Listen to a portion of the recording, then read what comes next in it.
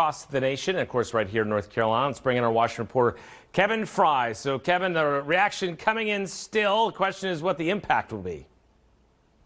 Right. So from the Republican perspective, they are both at the national and at the state level labeling Kamala Harris, at least this is how they want to frame her, as too liberal for a battleground state like North Carolina that could be so pivotal come this fall. Among other things, they point to her views on health care. If you remember, she backed a Medicare for All bill on Capitol Hill, but then when she was actually a presidential candidate, she kind of waffled exactly on her position on health care. So in a statement, the chairman of the North Carolina GOP wrote that Biden's selection of Kamala Harris demonstrates that he is truly beholden to the radical left. Running alongside an out-of-touch California liberal isn't going to help Joe Biden's already non-existent chances in the Tar Heel state.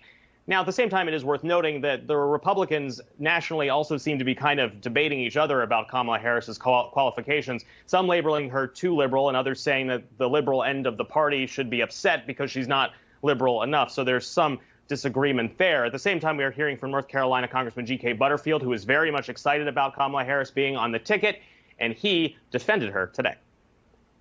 For someone to categorize Kamala Harris as a flaming liberal is misguided. She is a moderate to progressive.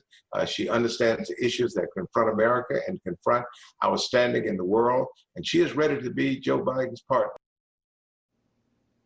And so there you hear a little bit of the back and forth that is already playing out here, Tim. Yeah, so that's sort of the partisan angle to this. What are the experts saying about sort of the impact of this potentially? All right, so I had a chance to speak with a political scientist from Davidson College, and she basically laid out that, look, at the end of the day, something that we saw in 2016, for example, was black vote. The black turnout was somewhat down compared to, for example, 2008, 2012, when Barack Obama was atop the ticket. So perhaps Kamala Harris could entice those voters, energize them again, making them view that they aren't just being taken for granted as really the base of the Democratic Party. At the same time, there's also the question, could she have more appeal beyond that? Take a listen. I think Kamala Harris will, with suburban voters, with African-American voters, with African-American women, and with college students, engender that kind of trust. I think she's an energetic, savvy go-getter. At the end of the day, though, Tim, there is always that one perennial question, which is we get so excited about these VP picks. Do they even really matter at the end of the day, especially when the country is so focused on the coronavirus and the fight over that? Certainly, we heard today from both Kamala Harris and Joe Biden that they're really trying to take the Trump administration to task over the coronavirus.